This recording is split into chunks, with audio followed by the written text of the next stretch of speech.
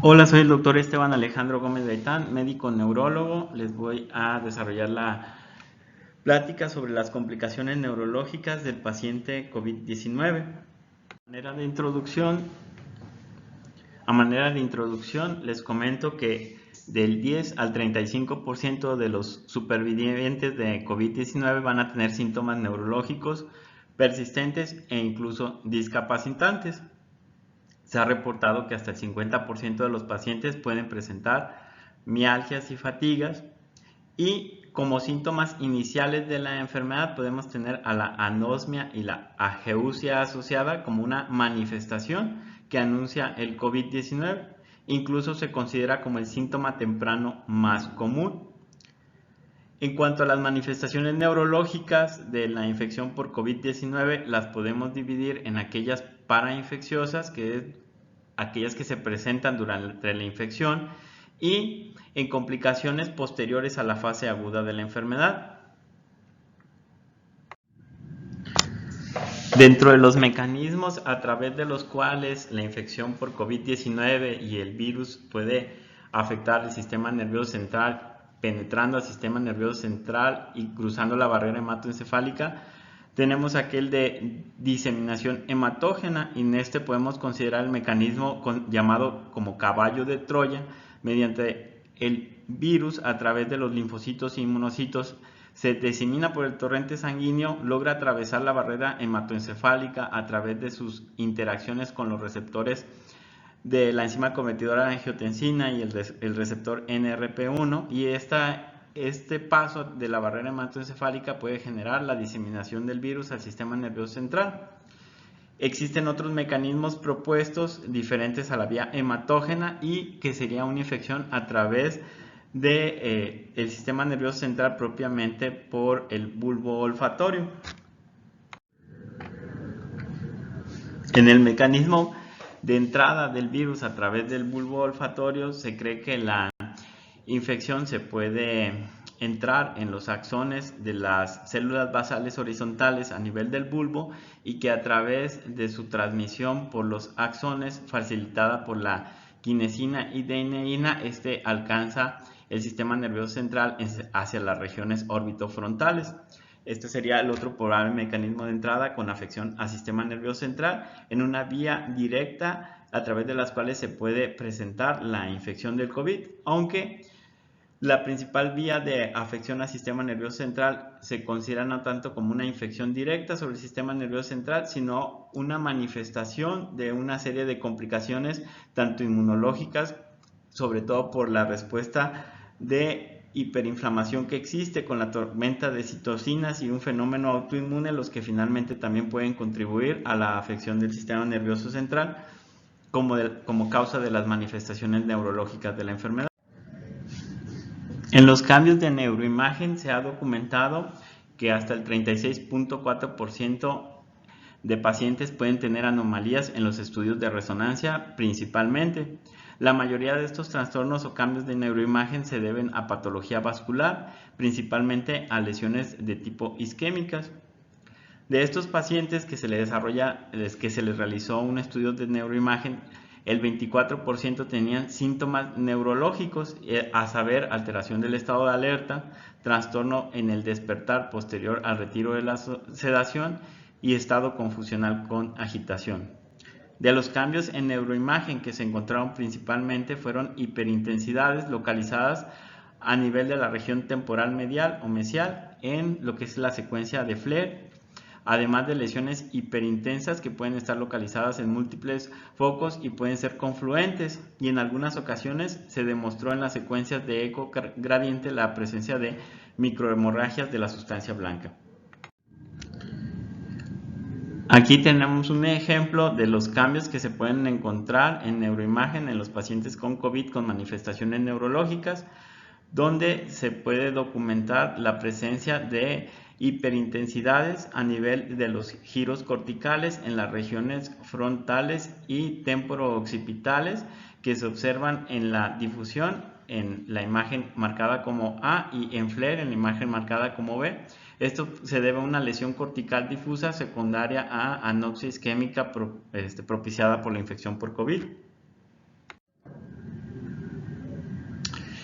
Las manifestaciones neurológicas de la enfermedad por COVID se pueden deber a múltiples factores. Dentro de estos factores tenemos aquellos generados por un daño indirecto al sistema nervioso central, no por la infección per se de COVID en el sistema nervioso central o periférico, sino como una manifestación de la respuesta inmunológica a la infección. Entonces sabemos que la tormenta de citocinas, la sepsis, la hipoxia, los estados de hipercoagulabilidad van a generar un daño indirecto al sistema nervioso central, principalmente con las citocinas a través de la disrupción de la barrera hematoencefálica o también a través de un sistema inmunológico donde hay una respuesta autoinmune contra el sistema nervioso central, asociado a la sepsis, que también genera pues la liberación de citocinas. La hipoxia va a generar un daño al sistema nervioso central, principalmente en las áreas sensibles a hipoxia, como puede ser el hipocampo, y eso genera lesiones isquémicas,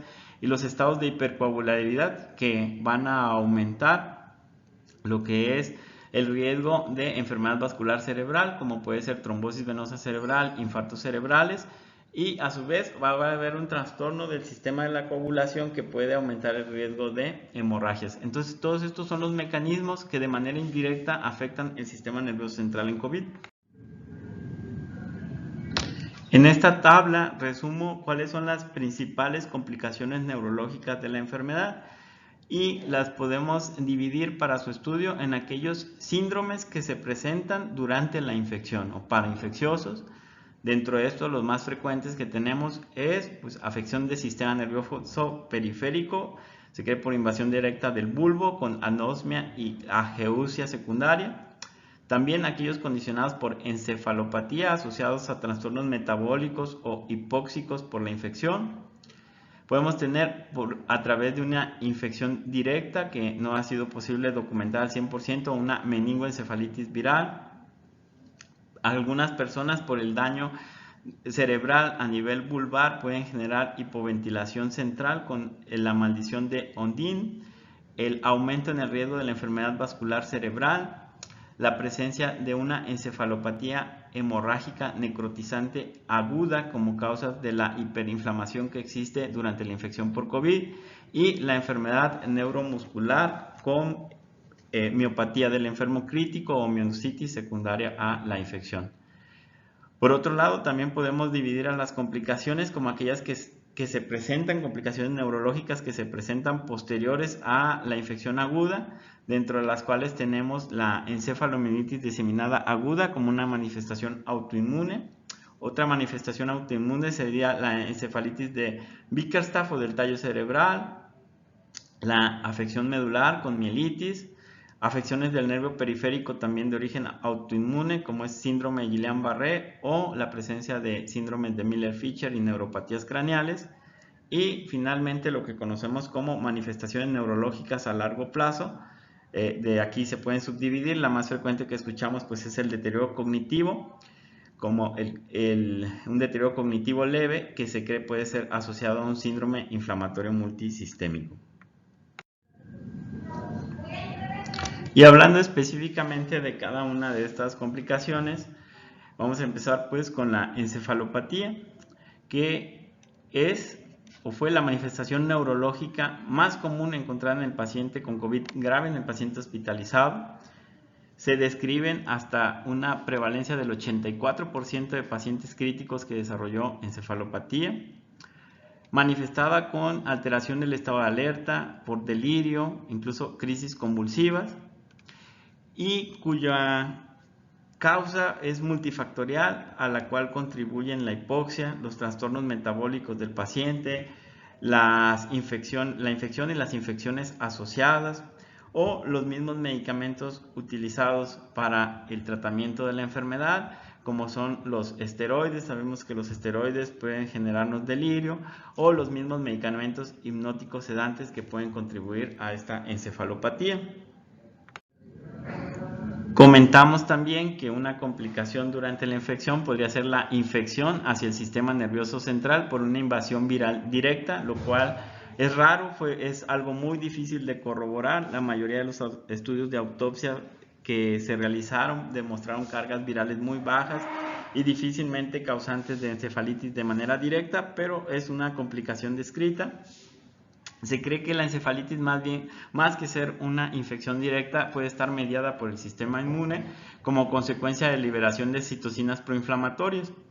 Esta puede tener una incidencia de 50 en 100.000 casos hasta 6.7% de los casos severos. ¿Cómo se manifestaba esta encefalitis viral? Como un trastorno en la conciencia y alteración del estado de la alerta. Pueden desarrollar los pacientes crisis convulsiva, cefalea, trastorno de la fuerza con debilidad de las extremidades, afasia, ataxia o mioclonías. Los pacientes con encefalitis viral, ya sea viral directa o mediada por el sistema inmune, se documentaron pleocitosis en el líquido cefalorraquídeo con hasta 12 leucocitos por milímetro cúbico, proteínas normales o ligera hiperproteinorraquia, pero como se comentó previamente, en los estudios de autopsia es difícil la detección del virus en tejido cerebral y se cree que la principal causa de encefalitis es de origen autoinmune.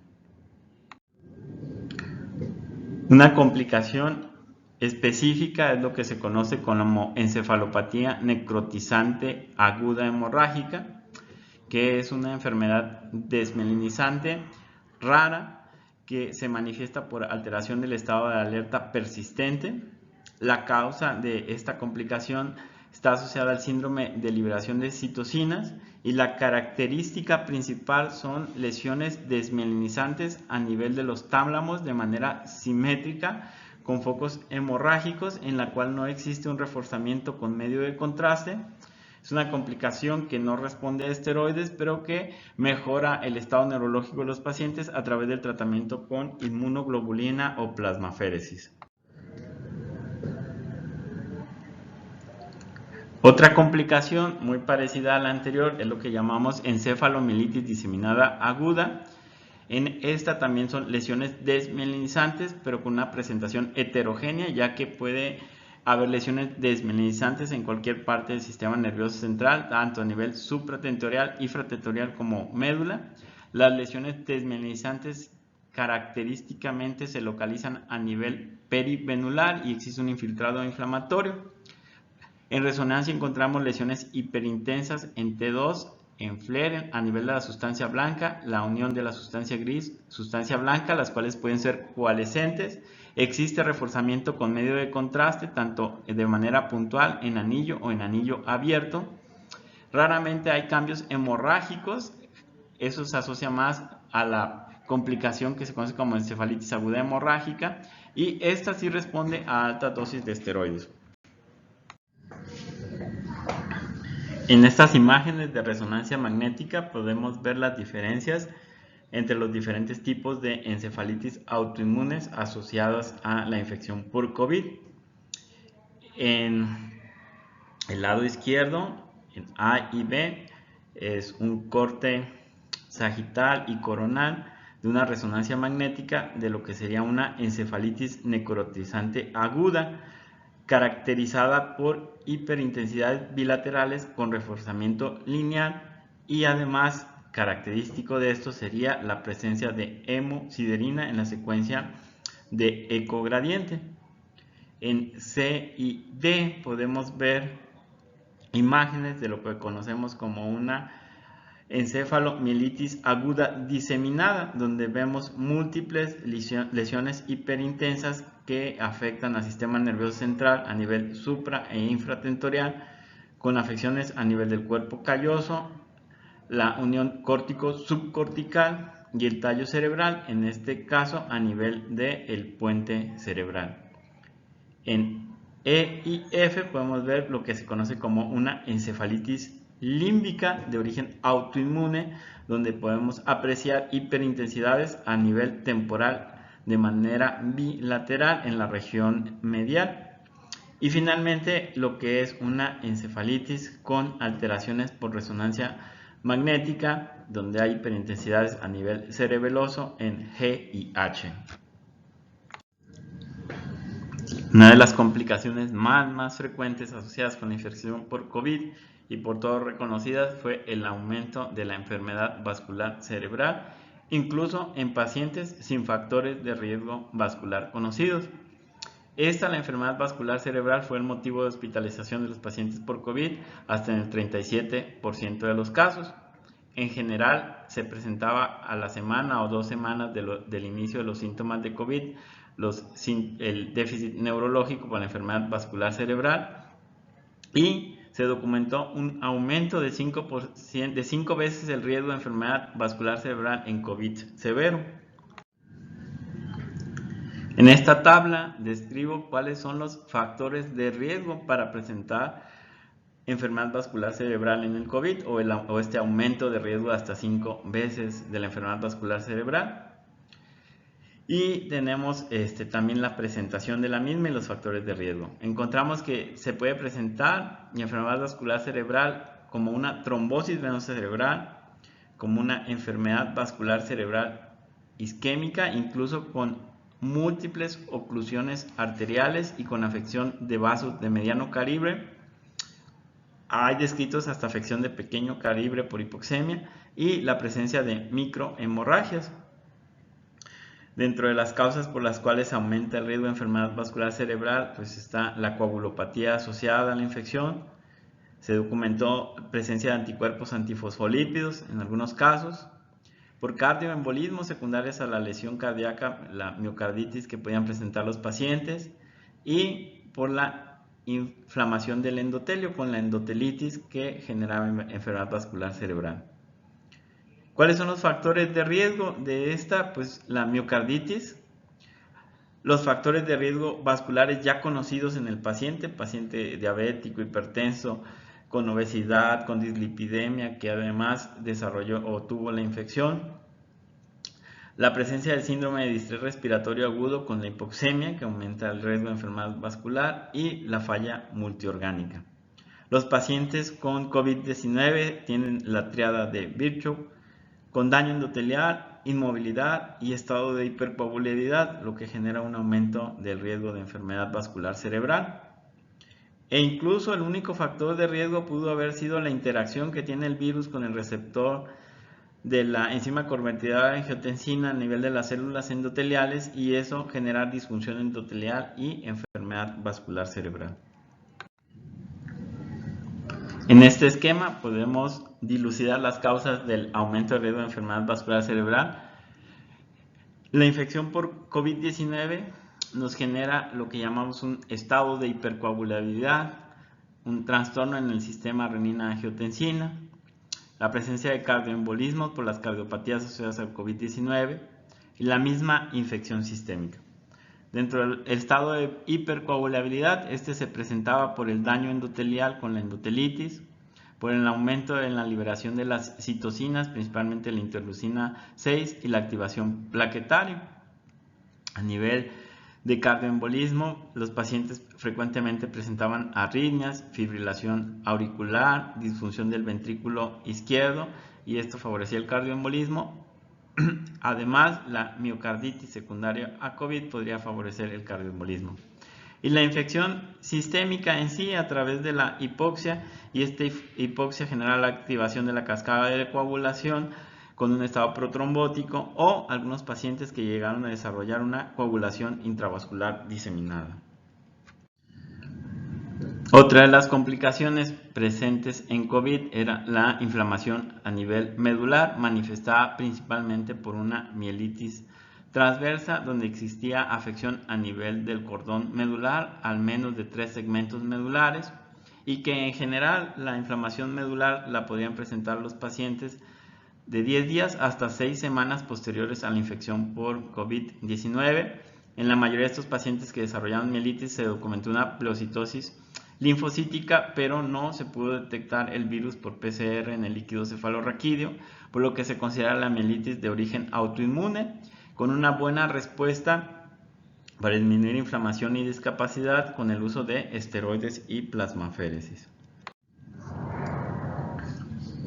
A nivel del sistema nervioso periférico, algunos pacientes desarrollaron síndrome de Guillain-Barré, que se presentaba de 5 a 10 días después de los síntomas de COVID, predominando este síndrome en hombres, hasta en el 68.5% de los casos eran hombres, el paciente con COVID y complicación de síndrome de Guillain-Barré se documentó la disociación albumio-citológica en el 71% de los casos, y igual que en otros síndromes de Guillain-Barré no había una particularidad para que no fuera así. Hubo buena respuesta con el manejo con inmunoglobulina. Finalmente, otra complicación del sistema nervioso periférico es la enfermedad muscular, la miopatía, manifestada principalmente como una miopatía inflamatoria, miositis, que podría ocurrir en cualquier momento durante el curso de la enfermedad y que generaba como manifestaciones mialgias, debilidad, en algunos casos solo dolor de espalda por afección a nivel de los músculos paravertebrales. Los pacientes con miositis en resonancia magnética se documentó una mionecrosis y rara vez pudieran presentarse con rhabdomiólisis que aumentaba el riesgo de insuficiencia renal aguda. La afección muscular mejoraba los síntomas y la destrucción muscular a través del uso de esteroides de manera intravenosa.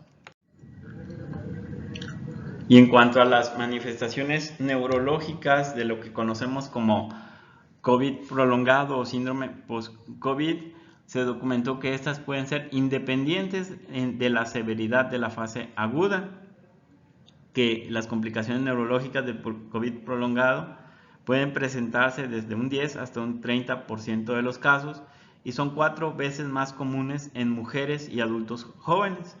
Se subdivide estas en 3, que es la disautonomía, la intolerancia extrema al ejercicio y la disfunción cognitiva.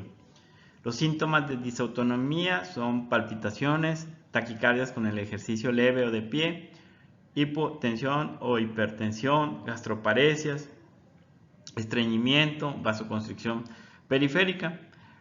Estos síntomas neurológicos se han explicado a través de una probable replicación viral persistente. El deterioro cognitivo, la disfunción cognitiva que presentan algunos pacientes post-COVID, en el cual existe un déficit en una o más funciones cognitivas, principalmente memoria, atención y funciones ejecutivas, se asoció a un daño secundario a hipoxia y existen múltiples factores que pudieron generar este daño neurológico, además de hipoxia, unos propios de pacientes como sus comorbilidades, los factores respiratorios, la disfunción a nivel del sistema inmunológico. Todo ello se expresó con daño neurológico y deterioro cognitivo. Algunos de estos pacientes mejoran su capacidad cognitiva con citicolina, y esta sería la última de las complicaciones neurológicas reportadas en la enfermedad por COVID. Por mi parte, esto sería todo en cuanto a cuáles son las complicaciones neurológicas que se presentan durante la infección por COVID o posterior a la infección por COVID. En resumen, les puedo decir que estas fueron principalmente a nivel vascular, con el aumento de riesgo de enfermedad cerebral vascular, también mediadas por el sistema inmunológico a través de diferentes formas de encefalitis, ya sea hemorrágicas, agudas diseminadas o mielitis, en las cuales la liberación de citocinas y el estado hiperinflamatorio generaba lesión a nivel neurológico. Otras en las cuales a través del paciente del estado crítico, la hipoxia y otras infecciones pudieran desarrollar enfermedades neuromusculares como la miopatía del enfermo crítico. Todas tienen algún manejo que se les pueda ofrecer a los pacientes, como en su momento les comenté, para limitar el daño neurológico y la discapacidad generada por el daño al sistema nervioso central. Por mi parte sería todo y agradezco su atención.